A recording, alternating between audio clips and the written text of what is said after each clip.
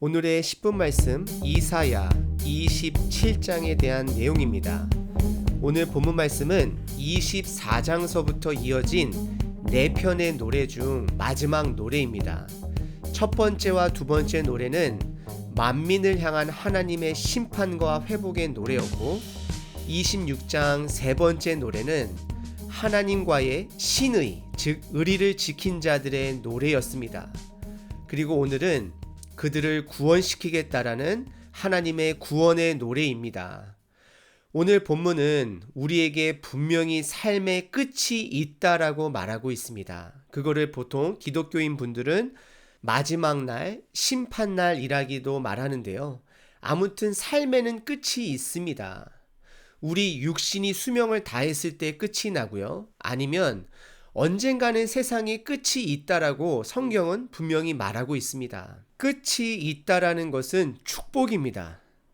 지금의 고난도 어려움도 끝이 난다라는 말입니다. 그리고 그 끝 이후에 온전한 회복이 우리를 기다린다라면 그것은 우리들로 하여금 지금 현재의 삶을 최선으로 살아내고 견디게끔 해주는 동기가 되어주고 있습니다. 오늘 본문을 통해 지금 여러분들께서 처한 삶 속의 여러 가지 복잡한 문제 가운데 힘을 내시고 지금 최선을 다해 견디다 보면 분명 우리의 힘이 아닌, 우리의 힘으로는 어쩔 수 없지만 하나님의 힘으로 온전한 회복의 맛을 볼 날이 있을 것입니다. 오늘 본문은 이사야 5장과 연관이 있는 장입니다. 이사야 5장에 포도원이 나오는데요. 하나님께서 최고의 꽃으로 그 포도원을 가꾸고 극상품 포도를 기대했는데 결국 질 나쁜 포도도 아닌 머루가 나와 하나님께서 그 포도원을 이방 민족을 통해 심판하는 내용이 나옵니다. 하지만 오늘 본문은 그와 반대로 최종적으로 회복될 포도원에 대한 내용입니다. 2절에 보시게 되면 그 날에 마지막 심판과 회복의 날에 너희는 아름다운 포도원을 두고 노래를 부를지어다. 나 여호와는 포도원 지기가 되며, 포도원을 하나님께서 기억하라고 말씀을 하시고 하나님은 포도원 지기가 되었다라고 하면서 3절입니다. 때때로 물을 주며 밤낮으로 간수하여 아무든지 이를 해치지 못하게 하리로다. 하나님께서 가꾸신다라고 말씀을 하고 있습니다. 그러면서 갑자기 4절에 나는 포도원에 대하여 노함이 없나니, 사실 하나님 우리 이사야 5장에 보시게 되면 분명히 포도원에 대한 노함뿐만 아니라 심판도 있었습니다. 근데 왜 하나님께서 나는 포도원에 대한 노함이 없나니라고 표현하시냐면요, 그 노함은 회복을 위한 노함이었고 결국에는 오늘 본문 말씀과 같이 온전한 회복을 이룰 것이기 때문에 이러한 표현을 사용하고 계시는 것입니다. 찔레와 가시가 나를 대적하여 싸운다 하자 내가 그것을 밟고 모아 불사르리라 하면서 포도원을 가꾸시고 보호하시는 하나님인 것을 보게 됩니다. 그러면서 5절에 그러한 하나님이기 때문에 우리가 하나님만을 의지해야 하고 하나님과 화친해야 되고 하나님하고만 함께 해야 된다라고 강조하면서 6절에는요, 그 포도원의 결말이 야곱의 뿌리가 박히며 이스라엘의 움이 돋고 꽃이 필 것이며 그들이 그 결실로 지면을 채우리로다.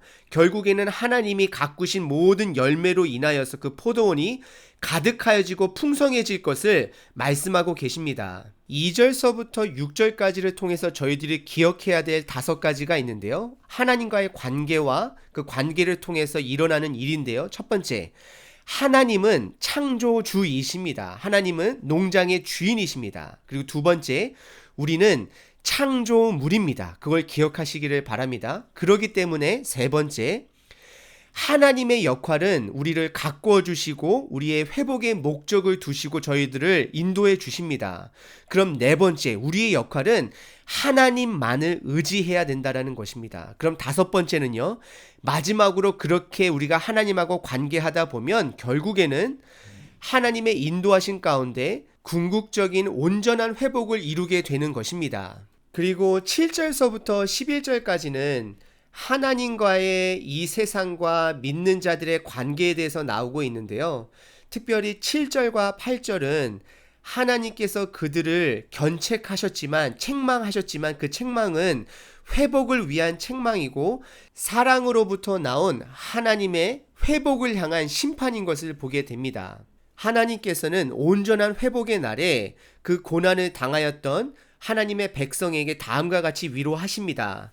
주께서 그 백성을 치셨던들, 그 백성을 친 자들 치심과 같겠으며 백성이 죽임을 당하였던들 백성을 죽인 자가 죽임을 당함과 같겠느냐. 결국 하나님께서는 하나님의 백성을 향하여서 돌아오게끔 하는 심판과 하나님을 끝까지 거절하고 교만함으로 하나님의 편에 서지 않는 자들을 심판하는 것과는 확연히 다른 심판이다라고 말하고 있습니다. 그리고 9절에는 하나님께서 그들을 용서하시는 그 목적이 다시금 새롭게 하나님 안에서 새로운 창조물로 살기를 바라시는 마음이 있는 것을 드러내고 계십니다. 야곱의 불의가 속함을 얻으며 그의 죄 없이 함을 받은 결과는 이로 말미암나니 곧 그가 제단의 모든 돌을 부서진 횃돌 같게 하며 아세라와 태양상이 다시 서지 못하게 함에 있는 것이라. 하나님께서 우상을 다시 세우지 못하게 하면서 그들을 용서한다라는 것은 그들로 하여금 새로운 마음으로 하나님만 온전히 바라보고 살라라고 하는 하나님의 마음이 담겨져 있는 것입니다. 하지만 10절과 11절은 하나님께서 세상을 향한 심판의 내용이 나오게 되는데요.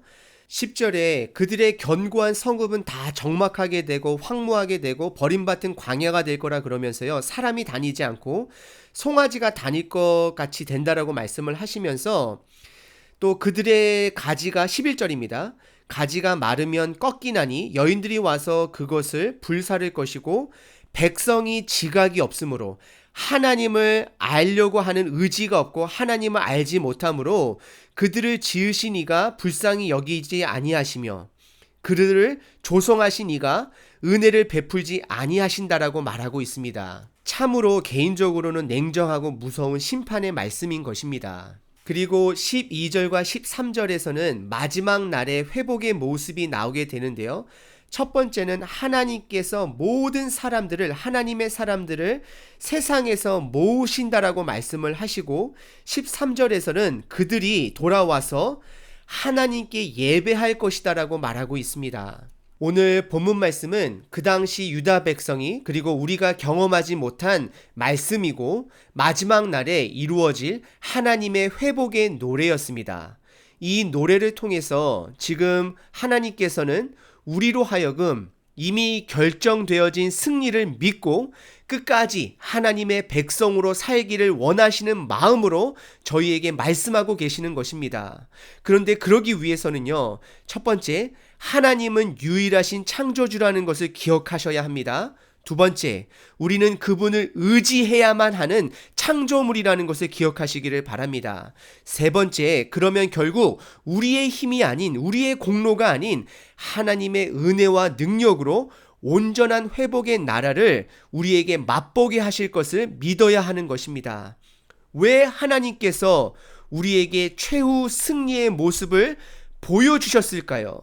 이것은 다시 한번 말씀드리면 예수님께서 제자들에게 그리고 많은 사람들에게 부활의 모습을 보여주시고 그것을 기록하여 지금까지도 우리들로 하여금 힘을 내어 살라라고 말씀하시는 것입니다. 여러분들 요즘 어려운 가운데 계신가요? 우리 하나님만을 의지하고 우리의 능력이 아닌 하나님께서 회복시켜 주실 것을 믿고 오늘 하루도 견디시고 살아내시는 하나님의 백성으로 살아가시는 저와 여러분 되시기를 바랍니다.